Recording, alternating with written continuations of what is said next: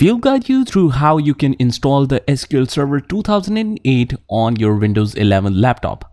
So let's get started.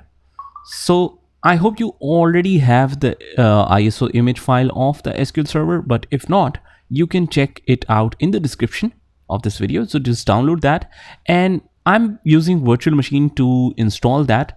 So what we can do is just mount it in the virtual machine. Now it's very simple to mount it in the virtual machine. Just go to the top menu, just hover over to the top and it will show you this menu. Just go to the removable devices and go to the CD and DVD and click on the settings here.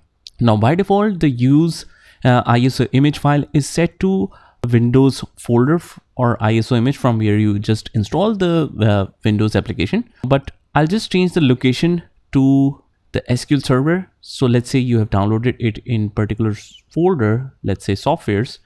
I'll just choose the ISO image file and click open and OK. And after that, you can just find it in here, loaded as a DVD drive. So just open this and click on open in a new tab.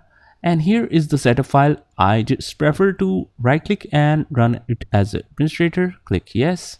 Now before running the setups, just make sure that you have turned off the firewalls, and it's very simple as well. Just go to the start menu and right here control panel, and here just go to system and security, Windows Defender Firewall, and just go to the left corner which says turn Windows Defender Firewall on or off. Click here and both of these just turn it off and click OK. Now once we have done that, and when we see this window, just go to the installation tab and click on new standalone server installation. Now let's click OK. And then we have the key here. Let's continue. I accept the license terms. Click next and click install. Now we have passed this test. Click next.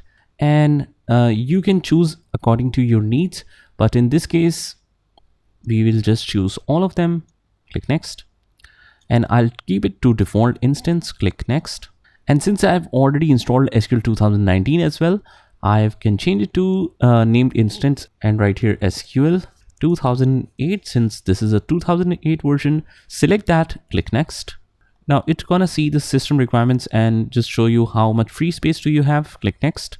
And here I'll just choose system for all of them. We have the drop down. Let's change this once to system for all of them, and here we will change the startup type to automatic for all of them. Click next. Now I'll choose the mix mode here, and for convenience password will be 1234, and let's click on add current user. It will take some time to add. After that, click next, add current user again, click next, and then we will keep it to the default configuration. Install the native mode default configuration.